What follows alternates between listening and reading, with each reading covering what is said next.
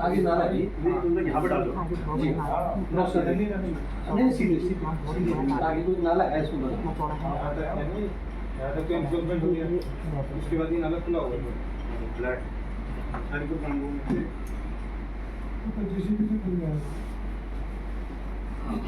वो चौबला चौकी कहाँ पर है? यहाँ पर ठीक है। ये क्या है ये नहर? ये तो मुझे लग रहा है नहर होगी तो कवर कर दी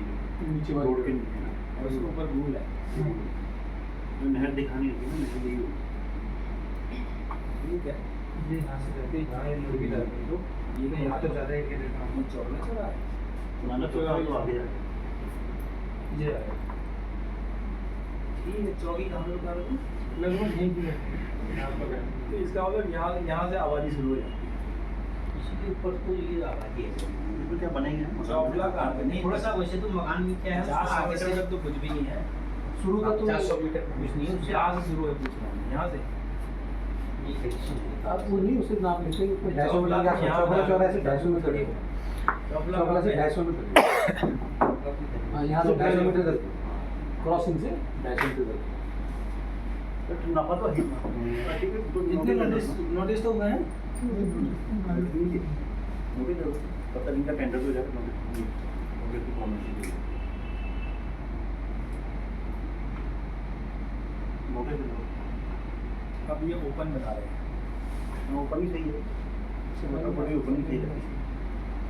हाँ आगे कभी मलबा वगैरह आगे तो ओपन ही नमस्कार सम्मानित साथियों, मैं रमेश चंद्र पांडे आज अपने YouTube के चेंज जाओ चैनल, जो कि विकास के प्रति जवाबदेही से जुड़े सवालों पर बेबाकी से अपनी राय व्यक्त करने के लिए बनाया गया है, के माध्यम से जिस विषय को हम लगातार आपके साथ साझा करते आ रहे हैं वो है बिठौरिया नंबर 1 के गैर वैशाली क्षेत्र में जलभराव का मामला। इस मामले को लेकर आज सिटी मजिस्ट्रेट AP वाजपेयी की अध्यक्षता में तहसील हल्द्वानी के NIC सभागार में एक जल भराव से प्रभावित लोगों की एक मीटिंग हुई। इस मीटिंग में जो बरसाती नाले को बन चौकी से चोफला चौराहे की ओर डाइवर्ट किया जाना था, उसको डाइवर्ट करने के लिए अब पहले डाइवर्ट करने के लिए जो कार्य योजना बनी थी वो पाइपलाइन के जरिए डाइवर्ट किया जाना था, और वो कार्य योजना के लिए जब निविदा आमंत्रित की गई थी तो 5 तारीख को निविदा खुली, 5 अगस्त को, तो उसमें एकल निविदा आई थी और वो भी तकनीकी नॉर्म्स में सही नहीं पाए जाने के कारण ये निरस्त हो गई थी, रद्द करनी पड़ी थी, जिसके चलते पूर्व में इस कार्य को आरंभ करने के लिए 19 जुलाई को इस कार्य को आरंभ करने के लिए 20 दिन की समय सीमा निर्धारित हुई थी। वो उस निर्धारित समय में यह कार्य आरंभ नहीं हो पाया था, जिसके चलते बीते रोज रविवार को क्षेत्र के जल भराव से प्रभावित लोगों की एक मीटिंग हुई, जिसमें वादा खिलाफी के खिलाफ रोष व्यक्त करते हुए यह दो टूक शब्दों में चेतावनी दी गई थी कि अगर 2 दिन के भीतर अगर इसके कार्य आरंभ होने की समय सीमा निर्धारित नहीं हुई तो पुनः आंदोलन किया जाएगा। और रविवार की शाम को ही मेरे द्वारा city magistrate AP Vajpayee ji के नोटिस में इस निर्णय को लाया गया और उनके द्वारा पूरी संवेदनशीलता का परिचय देते हुए आज सोमवार को 3:30 बजे NIC के सभागार में संबंधित अधिकारियों की एक बैठक बुलाई थी। इस बैठक में आज इस बैठक की शुरुआत में सबसे पहले जल भराव से प्रभावित लोगों ने सिटी मजिस्ट्रेट का इस बात के लिए आभार व्यक्त किया कि उनके द्वारा समस्या के समाधान हेतु तत्परता के साथ संवाद की पहल की गई और कहा गया कि जहाँ पर संवाद शुरू हो जाता है तो वहाँ पर समस्या का समाधान स्वतः ही हो जाता है। आज जल प्रभाव से प्रभावित सभी लोग इस प्रशासन के स्तर से जो तत्परता के साथ संवाद की पहल की गई उससे अभिभूत नजर आए। और प्रशासन द्वारा भी लंबे समय से चली आ रही इस जलभराव की समस्या से निजात दिलाने के लिए एक माइंड मेकअप कर लिया ऐसा नजर लगा, क्योंकि पूरी गंभीरता के साथ बैठक हुई और बैठक में सबसे पहली बात तो यह है कि जो जलभराव से प्रभावित लोगों की इस मांग को, इस सुझाव को एक्सेप्ट कर लिया गया कि जो वहाँ पर पाइपलाइन के जरिए जो वो डाइवर्ट किया जाना था बरसाती नाले के पानी को, उसके स्थान पर उसको ओपन ड्रेनेज के जरिए उसकी निकासी की जाए, डाइवर्ट किया जाए।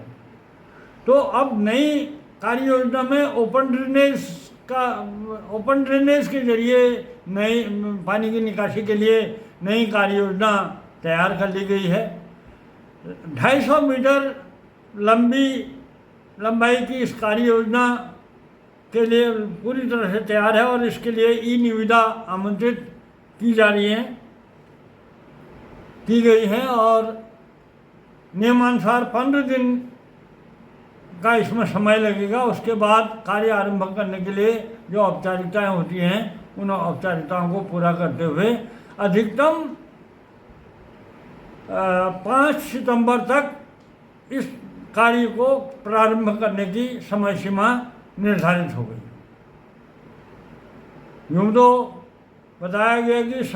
30 अगस्त तक हो जाएगा, लेकिन उसमें हम जलभराव से प्रभावित लोगों की ओर से भी कहा गया कि अगर जहाँ पर 5 दिन होते हैं तो वहाँ पर आप 10 दिन की समय सीमा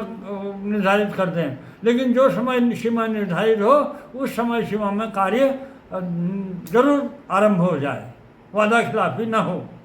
तो इसको देखते हुए अधिकतम 5 सितंबर तक की डेडलाइन इसमें तय की गई है। इसके अलावा सिटी मजिस्ट्रेट ने ये इस बात की सख्त हिदायत दी सभी लोगों को कि अब आगे किसी प्रकार की कोई अड़चन ना आए, इसलिए सभी पहलुओं पर विचार कर लिया जाए। और इसी को देखते हुए उन्होंने पूरी बैठक में पूरी गंभीरता के साथ जो कार्य की सीमा में जो भूमि का जो नक्शा था उस नक्शे को भी तलब किया बैठक के दरमियान ही, और उस नक्शे को राजस्व विभाग द्वारा सिटी मजिस्ट्रेट महोदय के सामने पुटअप किया गया। और यह जो बैठक में city magistrate AB. Vajpayee ji द्वारा जो उस कार्य की सीमा में जो अतिक्रमण को चिन्हित किया गया है उसकी समीक्षा करते हुए यह सुनिश्चित किया गया कि इसको कार्य को करने में कहीं कोई विधिक अड़चन तो नहीं आ रही है। इसके लिए पूरे उसके राजस्व विभाग से उसका नक्शा तलब किया गया और नक्शे को गहन अध्ययन के बाद सब लोग ये आश्वस्त हुए कि हाँ कहीं कोई दिक्कत नहीं है। और एक तो ये महत्वपूर्ण बात ये रही बैठक में। और दूसरी बात सिटी मजिस्ट्रेट ने ये भी,